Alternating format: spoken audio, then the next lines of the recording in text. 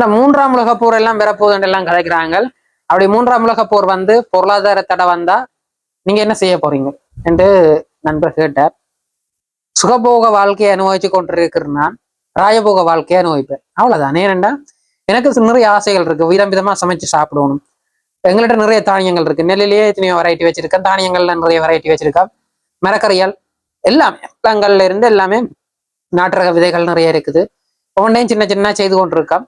எங்களோட வயல்ல வந்து அங்க இருக்கிற கிணற வடிவ இதாண்டி போட்டு அதுல துலா உண்ட குழிய விட்டா யாரையும் எதிர்பார்க்க தேவையில்லை.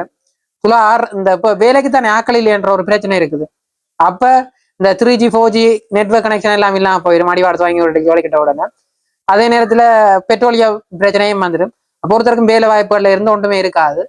அப்ப உடனே எல்லாம் நிறைய வேலையாகல பிடிக்கலாம். நீ தம்பி துளியாவாடு இன்றைக்கு இந்த உரல்ல இந்த சாமானை விட அங்க அருவியை விட்டு இந்த தானியத்தை பறைச்சு கொண்டு வா, சூடடிப்போமா, மாடுகளங்க அப்படின்னு ஒரு வித்தியாசமான சூழல் இருக்கு. வேணும் ஏன்னா கற்பனை செய்து பார்க்க இப்படி திண்ணையில இருந்து நான் ஆறுதலா கதைச்சு கொண்டிருப்பேன்.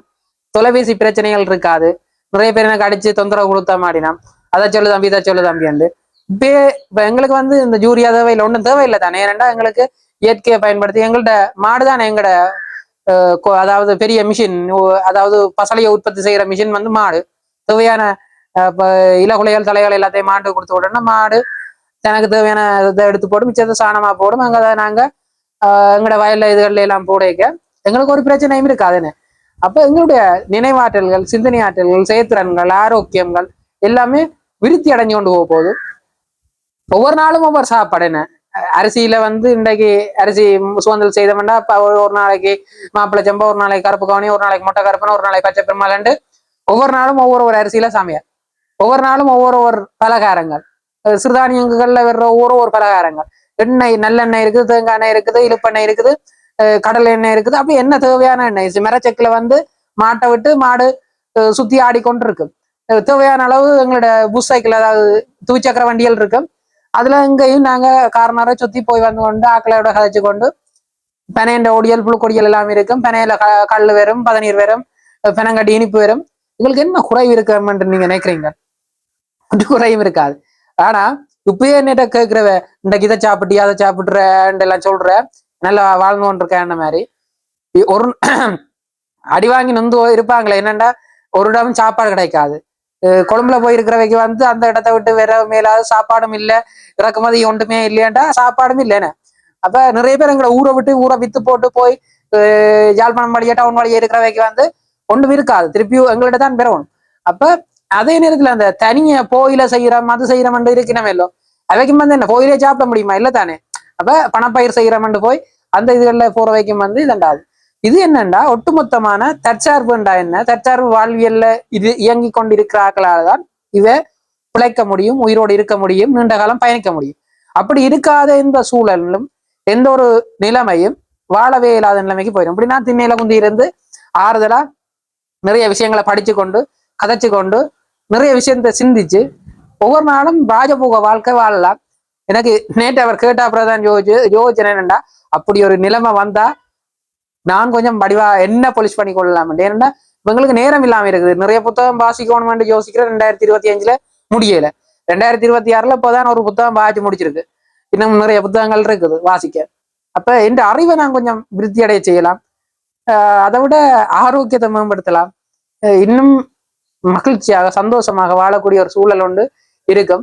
அப்ப தற்சார்புன்றது வெறும் சும்மா ஒரு பொருள் இல்லை, அதை வாழணும். எங்கட தொழில் கூட அடைய உடையாது. ஏனெண்டா இவ்வளவு நாள் நாங்க சாவச்சேரி பக்கம் எல்லாம் உங்க ஒரு இடமா உடைக்கு ஏனண்டா இறக்குமதி செய்யற நிறைய பொருட்கள் இருக்கு தானே, அதுகளோட போட்டி செய்தானே நாங்க எங்கட பொருளை விற்கணும்.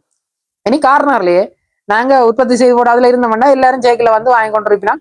ஏண்டா அவைக்கு தேவையான உணவுகளை நாங்க கொடுத்து கொண்டிருப்போம். அப்ப நாங்க என்ன செய்ய வேண்டாம், தம்பி இன்றைக்கு நீ வேலை செய்யணும், எனக்கு காசு வேண்டாம், நீ உலகத்தையும் செய்து போடுப்போ, இப்படியான வேலையில செய், எனக்கு உலகம் தரலாம். இந்த இவ்வளத்தை எனக்கு விளையாடி நீ மீன் பிடிக்கிறாங்களா, மீன் பிடிச்சு வந்துதான் நான் உனக்கு 2 கிலோ அரிசி தாரேன். எனக்கு என்ன இந்த உரல்ல உமிய நீக்கி அரிசியாக்கு நான் உனக்கு 2 கிலோ அரிசி தாரேன். அப்படி என்று சொல்லி அதை யோசிச்சு பாருங்க எப்படி இருப்போம்ண்டு. என்ன அவங்களும் வலுவா இருக்க போறாங்க, அவங்களும் எங்களுக்கு ஒரு உதவி செய்ய போறாங்க, நாங்களும் அவைக்கு உதவி செய்ய போறோம். இந்த ஒரு ஒரு சிஸ்டம் வந்து எனக்கு அது யோசிக்க சும்மா அப்படி ஒரு ஆசையா இருக்குது. என்னன்னா என்ன நடந்தாலும் எங்கட சிஸ்டம், எங்கட வாழ்வியல், எங்கட வாழ்க்கை முறை மாறாது, ஒன்றுமே நடக்காது. அப்ப நாங்க எதுக்குமே பயப்பட தேவையில்லை. கடல் வந்து மூழ்கி தண்டினாத்தான் ஒழிய மற்றபடி நாட்டுகள்ல அங்க அவன் அடிவர்றான் இவன் அடிவர்றான், பெட்ரோலிய தட்டுப்பாடு வரப்போது, கொரோனா பிரச்சனை வந்தது, இதுக்கெல்லாம் நாங்க பயப்பட இல்லை. எந்தவித பொருளாதார தடை பிரச்சனை வந்தாலும் ஒருத்தருக்குமே ஒண்ணு நடக்காத சூழலை ஏற்படுத்தி இருந்தாங்கல்ல நாங்க. அப்ப இது வந்து எங்களுக்கு ஒரு பெரிய பிரச்சனையே இல்லை. ஆனா இப்ப இன்றைக்கு நாங்க வெளிநாட்டுல இருந்து வர்ற காசையோ நம்பி, மற்றது பேங்க்ல போட்டிருக்கிற காசையோ நம்பி, பிட்காயின் மற்றது இந்த ட்ரேடிங் அப்படி இப்படின்னு நிறைய விஷயங்களை நம்பி எங்களுக்கு தேவையான உணவை நாங்க உற்பத்தி செய்யறதை விட்டுட்டு நாங்க வேற யார்ட்டையும் கையை பார்த்து கொண்டிருக்கிறோம். அப்படியான ஒரு சூழல் தான் இனியிலேண்டு பெரிய முட்டாள்தனமான விஷயம். அதை நாங்க மாத்தணும். ஏனென்றா இப்ப நாங்கள் நடுவே இந்த பாரம்பரிய விதைகளை பற்றியும், எங்களுடைய பாரம்பரிய உணவு பழக்க வழக்கங்களை பற்றியும், சிறுதானியங்களை பற்றியும், ஆரோக்கியத்தை பற்றியும் தொடர்ச்சியா கதைச்சு கொண்டிருக்கிறது காரணம் அப்படி ஒரு வாழ்க்கை. அதாவது இன்னொரு நாட்டையும் இன்னொரு ஆக்களையும் நம்பி வாழ்ந்தா எங்களோட வாழ்க்கை வந்து சரியான வாழ்க்கையா இருக்கு. அதாவது எப்பயுமே நிலைக்கக்கூடிய தன்மை இல்லை. அது எப்பயும் உடையலாம். எப்பயும் கொரோனா வந்தது, யாரும் நினைச்சவே அப்படி ஒரு கொரோனா வேறுமண்டு. கொரோனா வந்தது தானே. உலகப்போர் நடக்காதுன்னு நாங்க நினைக்க முடியும். நடக்கலாம், சில வேளை நடந்தா அதுக்கு பெரிய பக்க விளைவுகள் இருக்குது. டெலிபோன் வசதிகள் இல்லாம இருந்தா, மற்றது நாங்கள் இன்டர்நெட் வசதிகள் இல்லாம இருந்தா பேங்க்ல கூட பணம் எடுக்க இல்லாத ஒரு நிலைமை இருக்கு. அப்ப இதை நாங்க ஒருத்தரும் சிந்திக்க வேணும். நாங்கள் என்னென்ன விஷயங்களை பெரிய செய்ய, இப்ப நாங்கள் ஏன் இதை பெரிய நான் இதை கதைக்கிறேன்னா, நாங்க இதை ஆழமா கதைக்கிறோம். எங்களுடைய வாழ்க்கை முறை, எங்களோட தொழில் முறை, நாங்க பயணப்படுற எல்லாத்தையும் நாங்க அதுக்கேற்ற மாதிரி கட்டி அமைச்சிருக்கிறோம். எங்கள்ட்ட வயல் இருக்கு கார்னர்ல, அந்த வயல்ல வந்து தேவையான பயிர்களை செய்கிறோம். அதே நேரத்தில் எங்களுக்கு தேவையான உணவுகளுக்குரிய சின்ன சின்ன வீட்டு தோட்டாதுகள் இதுகளை வந்து வீட்டு வழியே செய்கிறோம். மற்ற வாசன திரவியங்கள், பழங்கள், வாழைப்பழங்கள்ல இருந்து பப்பா பழங்கள்ல இருந்து தேவை தோட்டங்கள்ல தேசிக்காயில இருந்து எல்லாத்தையும் எங்கட வீட்டுலயே இருக்கு. தேங்காய் தேவையான அளவு தேங்காய் இருக்கு.